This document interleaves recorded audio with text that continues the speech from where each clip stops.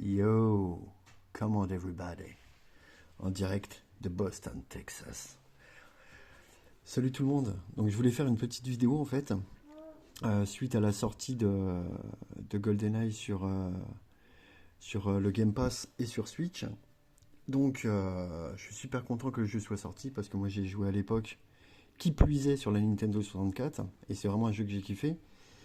Seul petit regret, c'est que moi je m'attendais vraiment à la version qui devait initialement sortir sur le Xbox Live Arcade, donc celle avec les graphismes améliorés et qui donnait la possibilité de switcher entre les nouveaux graphismes et les anciens, à la manière d'Halo Anniversary. Bah, le fait est que ça n'a pas été cette version. On a eu le droit là simplement à une version, la version d'époque avec une résolution supérieure. Alors certes améliorée au niveau des commandes parce qu'adaptée aux manettes à double joystick.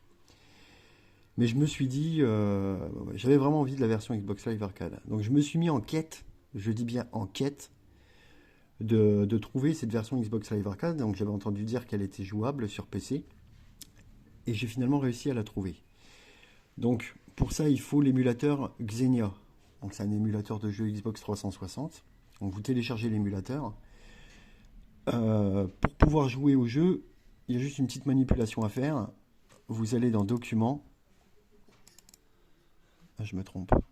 Vous allez dans Documents, Xenia, Xenia Config, et là, il y a Config, il y a Content License Mask.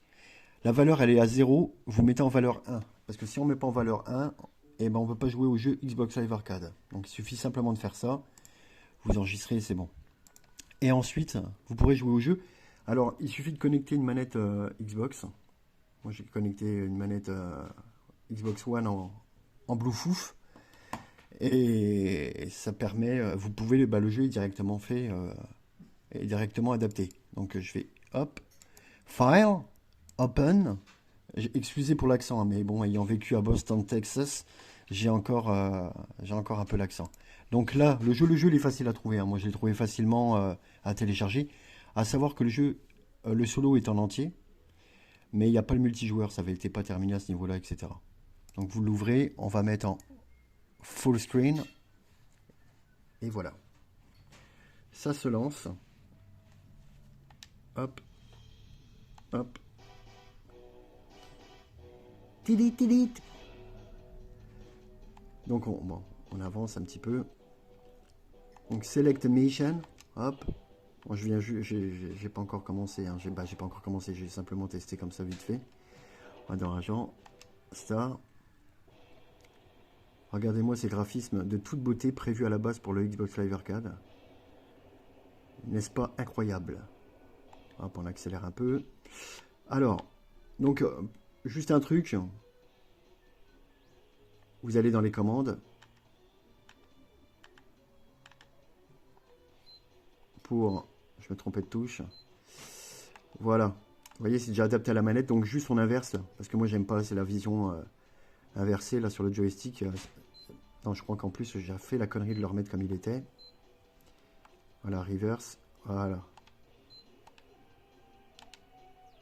Et voilà. Donc là, voilà, là c'est super. Là c'est vraiment super. Donc je vais vous montrer, hein, vite fait. Donc on peut switcher. Donc vous voyez, ancien graphisme. On appuie simplement sur la touche ici. Nouveau graphisme. Donc c'est vraiment la version qui était prévue pour le Xbox Live Arcade. J'arrive pas à articuler correctement.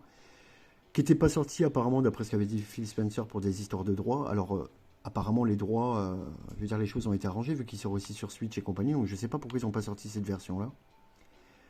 Je comprends pas du tout pourquoi, ça aurait vraiment été génial.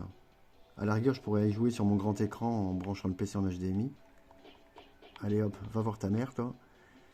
Mais voilà, donc toujours cette manière. Là on est vraiment dans la version N64 d'époque, hein, avec la même résolution et tout. Et là, clac, on arrive dans la version Xbox 360, donc avec la résolution prévue pour. Donc voilà, voilà si ça intéresse certains de pouvoir le faire.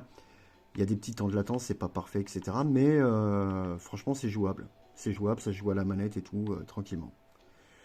Allez, bonne soirée tout le monde.